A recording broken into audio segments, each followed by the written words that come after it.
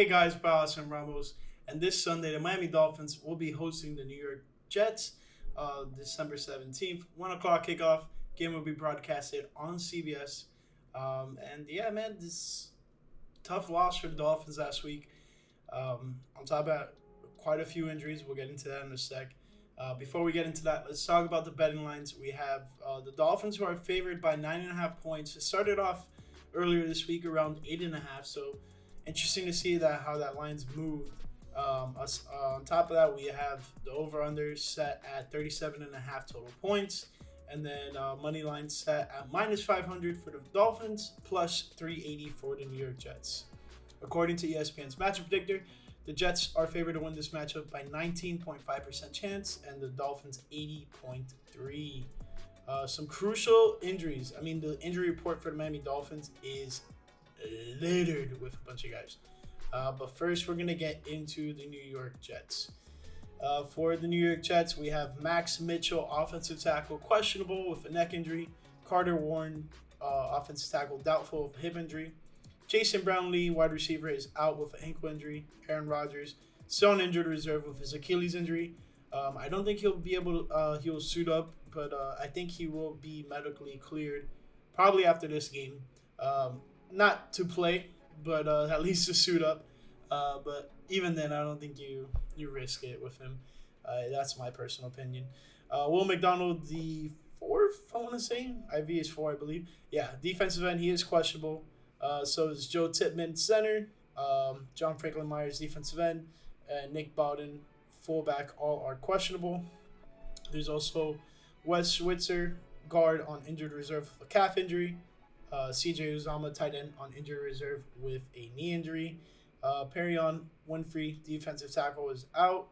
And those are all the big injuries that have occurred since the Dolphins and the Jets last played each other on Black Friday. If we jump over to the Dolphins, guys, this is a long list of injuries here. We'll start off with the big guy himself, Teron Armstead, offensive tackle, questionable with an ankle injury. And then we have Xavier Howard, cornerback, questionable with a hip injury. Andrew Van Ginkel, linebacker, questionable with an oblique injury. Javon Holland, safety, questionable with a knee injury. Devon Achane with running back, questionable with a toe injury. And then Robert Hunt, offensive tackle, is out with a hamstring injury. So is Deshaun Elliott, but he has a concussion. And then Tyreek Hill, wide receiver, questionable with an ankle injury. He didn't practice on Friday and is slated to be listed as questionable for Sunday's game. For all of you guys in fantasy who have Tyreek Hill. And try to avoid betting on him. I heard a couple people betted on him on Monday specifically, like just him, and it did not work out for him. For those who did. On top of that, Connor Williams, guard, on injured reserve with a knee injury. We all know he tore his ACL on the game on Monday. Austin Jackson, guard, questionable. Liam Eichenberg, offensive tackle, questionable. And who else can we list off here? Chris Brooks, running back, on the injured reserve with an ankle injury. And those are all the major injuries that we haven't gone over since Monday. What does this mean for the Miami Dolphins? A lot of questionable guys out. Teron Armstead, Xavier Howard, Van Ginkel, Javon Holland, Devon Achane, Austin Jackson, and Liam Eichenberg, all listed as questionable. That is 3 offensive linemen. We already have two offensive linemen confirmed out, so pretty much a whole fresh offensive line for Tua. So, in the running game, against this defensive line, it's very scary. Man, this would really suck if the Dolphins were to lose 2 in a row to inferior opponents. The loss against Tennessee is inexcusable, but it happened, and they gotta get past it. They cannot come out and fall on their face against this New York Jets team because the Buffalo Bills are right on their tail. Currently, the Miami Dolphins are 9-4, and the Buffalo Bills are 7-6. So 2 games behind.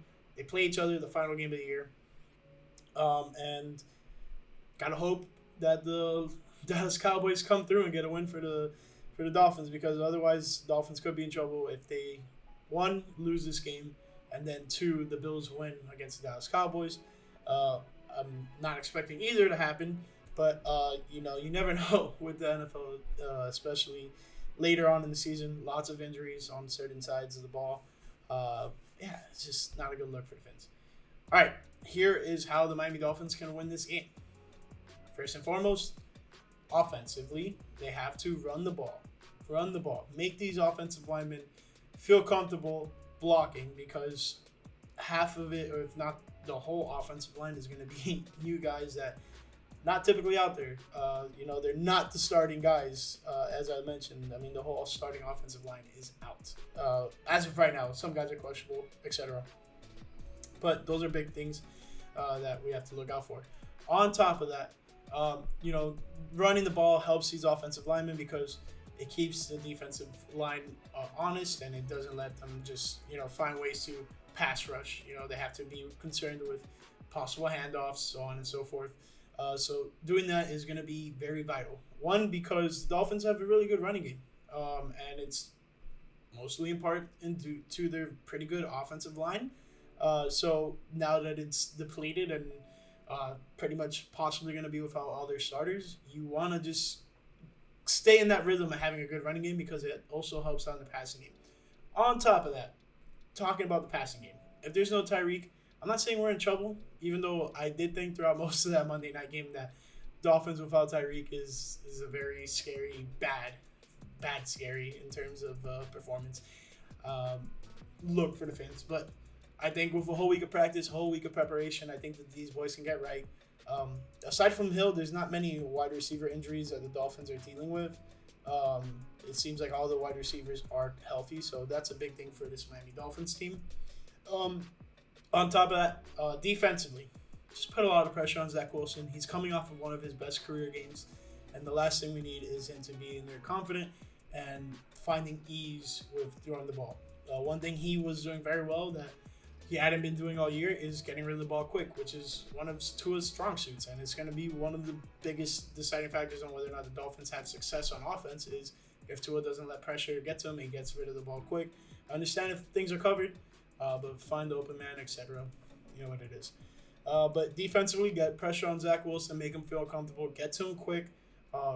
Dolphins were able to do that last time they played the Jets, but they weren't playing against Zach Wilson, so it's going to be a little bit of a different team we're going to be facing. And coming off a win, I'm pretty sure they're juiced up. They're still not mathematically eliminated from the playoffs, so they're going to give the Dolphins their all, and I'm really hoping the Dolphins can also do the same thing. But currently, number one in the AFC East, and it won't change this week, but it could change within the next week or two should the Dolphins keep sliding. But I don't expect that to happen. I'm hoping the big Dolphins win. But let me know what you guys think. I appreciate you guys watching this video, and I'll catch you in the next one. Peace.